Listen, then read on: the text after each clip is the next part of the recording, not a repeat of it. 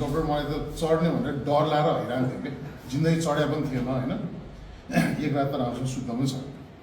तैपनि अब कर्णालीमा पहिला जुम्लामा यहाँ सुर्खेतमा दशौँ खेलकुदको लागि हामीले गर्न खोजेको बेलादेखि यो ठाउँको समस्याहरू बुझिरहेको त्यो भएपछि मैले चाहिँ के थाहा पाएँ भन्दाखेरि जगदुल्लाले गर्दाखेरि चाहिँ डोल्पामा बाटो पुग्यो र 11वटा पुल पनि भएकोले गर्दा स्थानीयहरू चाहिँ एकदमै उत्साही पनि रहेछ क्या। हामी कर्णाली भन्छौँ र सुर्खेत त अलिकति भए पनि गाह्रो अप्ठ्यारो दुःख सुख सहेर यति छ। डोल्पामा त हाम्रो त्यहाँ वैकल्पिक ऊर्जा प्रवर्धन केन्द्रले त्यो माइक्रो हाइड्रो नभए त बत्ती पनि नपुगेको ठाउँ रहेछ। अनि उहाँहरूले के रिक्वेस्ट गरिदिनु भन्दा स्थानीय यति उत्साही छन् कि आफ्नो जग्गा पनि त्यहाँ छ हाइड्रो हुँदैछ र त्यो बाटो पुगेकोले गर्दाखेरि चाहिँ अब पर्यटन लगायत त्योभन्दा माथिको र त्योभन्दा तलको दुईवटा हाइड्रोको पनि लगानीको सम्भावना बढ्यो।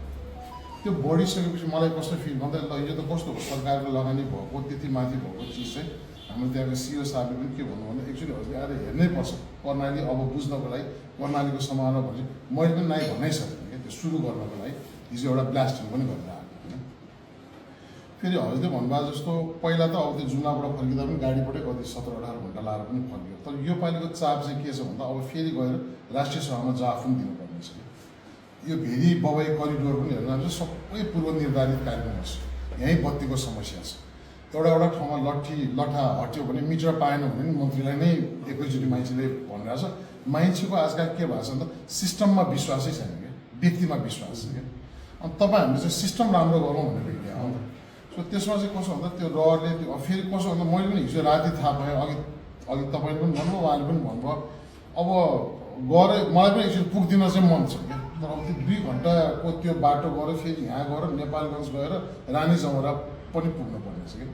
किन यो सबै रिपोर्ट लिएर गर्छ अब सिँचाइको के हुन्छ भेरी बबाई नबनेर यहाँ के समस्या भइरहेछ हामी सबैले भोगेका छौँ।